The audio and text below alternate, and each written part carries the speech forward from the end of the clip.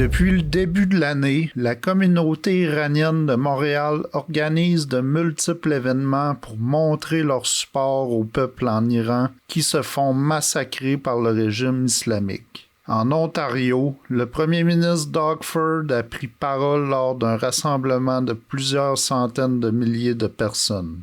I was so proud of the Iranian community. Where else can you get, I don't know, I said 200, but now I hear it's over 350,000, probably the largest in the world. These people from that community were handing roses to the police officers, thanking them. They were cleaning up the garbage after. Folks, anyone who wants to voice their opinion, we live in a democratic society, that's fine, but take a page out of the Iranians' community's playbook. Melissa Lensman, députée conservateur, a fait une déclaration à la Chambre des communes. What whispered in the candlelight vigils carried in silent prayer for those fearing for their loved ones at home. We face a choice: answer the call for action or let it fall on deaf ears, and this government has chosen inaction. To those fighting for freedom and democracy, keep going everywhere around the world. The day will come when the regime falls and the Iranian people are free to live in their homeland. Until then, we will not be silent. We will not look away. We will never stop fighting for a free Iran and a Canada strong and free of the IRGC agents that they let into our communities. Le 5 février dernier, à Richmond Hill, le drapeau du Lion et du Soleil a été hissé lors d'une grande cérémonie.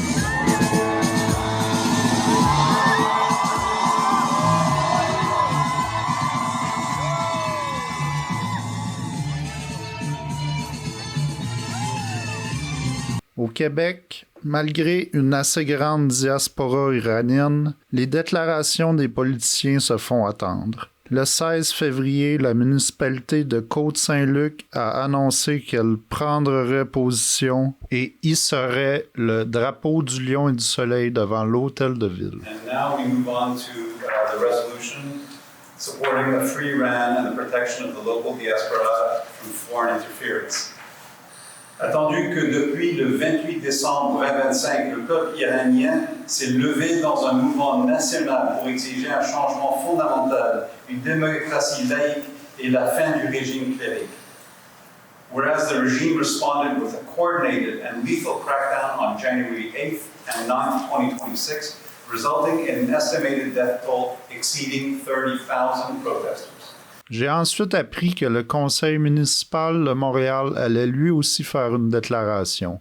Today I rise at City Hall to reinforce the message of support and solidarity for the Persian communities of Montreal. Un groupe d'Iraniens a organisé un événement sur place pour l'occasion.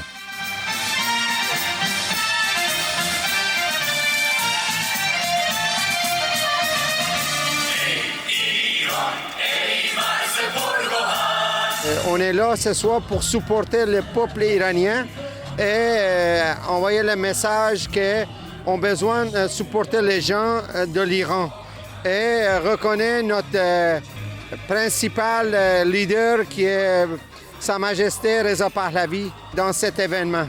On souhaite aussi que les autres municipalités du Québec ils font ce geste symbolique-là pour protéger les gens en Iran, les gens qui sont dans les prisons et en train de prendre tous les jours tous les protestants qui étaient arrêtés par le gouvernement iranien. Dénoncer cette situation-là surtout. Il y a 2 semaines, nous avons affirmé clairement en tant que conseil de Côte-Nez-NDG que notre solidarité devrait être visible, assumée et cohérente avec nos valeurs montréalaises. Cette déclaration était centrée sur le peuple iranien, mais aussi sur les Montréalaises qui viennent d'ici, qui vivent quotidien avec l'angoisse qui se passe dans leur pays d'origine. À Côte-Nez-NDG, on a 2600 résidents qui sont nés en Iran.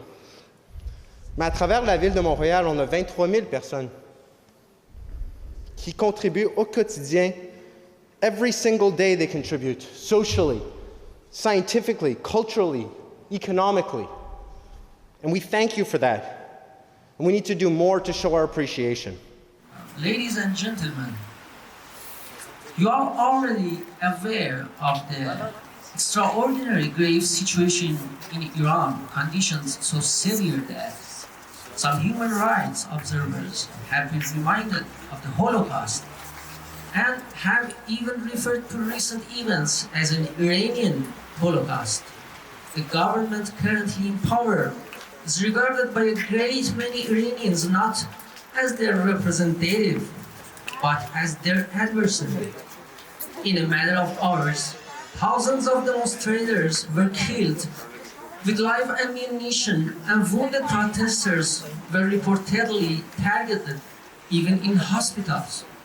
Je parle au nom de plusieurs de ces membres aujourd'hui qui sont aussi présents dans la Chambre et j'apprécie votre présence aujourd'hui.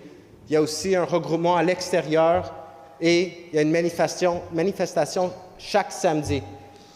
Je vous encourage tous d'être présents, présentes pour nos voisins. En Ontario, on a vu même Doug Ford prendre parole. Il y a plusieurs membres du Parlement canadien, des députés conservateurs. Ici au Québec, est-ce qu'il y a des politiciens qui ont pris parole pour supporter votre mouvement? Malheureusement, ici au Québec, ni le premier ministre du Québec, ni les maires et les mairesses de Montréal, ils n'ont pas fait encore cet acte-là.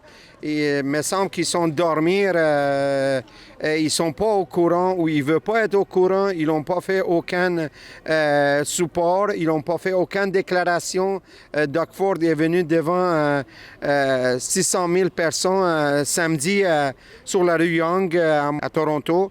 Ici aussi, on était presque plus de 10-15 000, on était là. On a fait aussi tous les samedis, on crie pour que le gouvernement canadien et le gouvernement américain, ils nous aident, ils supportent le peuple de l'Iran. On est la seule voix du peuple de l'Iran ici comme communauté iranienne à Montréal et au Canada.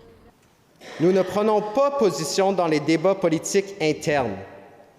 Nous ne soutenons pas une faction ou l'autre.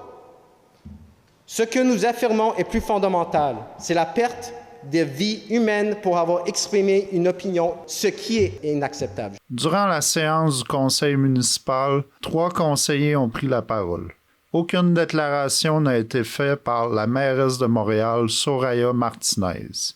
Je me suis ensuite rendu au conseil municipal de Côte-Saint-Luc où une résolution ferme a été votée à l'unanimité. The city of Côte-Saint-Luc stands in solidarity with the Iranian people in the pursuit of freedom, dignity, and a society governed by the rule of law rather than Sharia law.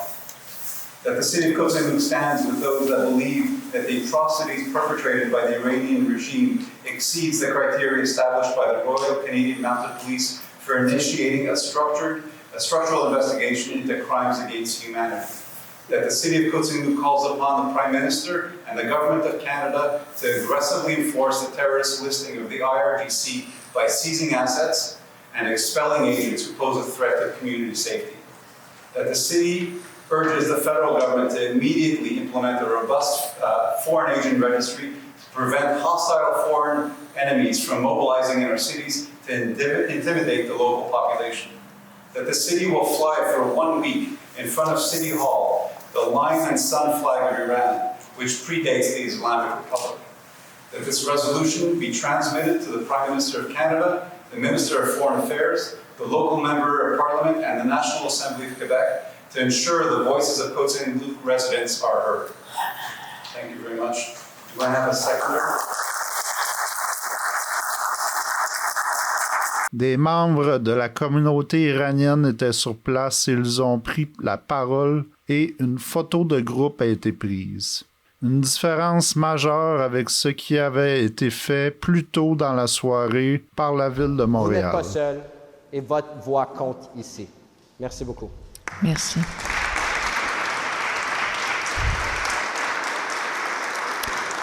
Donc, le Conseil de ville de Côte-Saint-Luc avait montré un intérêt pour nous aider à avoir notre drapeau de Lion et du Soleil ici dans la ville de Côte-Saint-Luc. Et pour nous, ce drapeau n'est pas juste un symbole de notre civilisation, mais aussi un symbole de la liberté qu'on désire, puis notre révolution, c'est notre dignité, c'est notre tradition. Donc, c'est pourquoi on apprécie leur solidarité et on s'est présenté aujourd'hui, tout le groupe, pour leur dire merci et leur appuyer.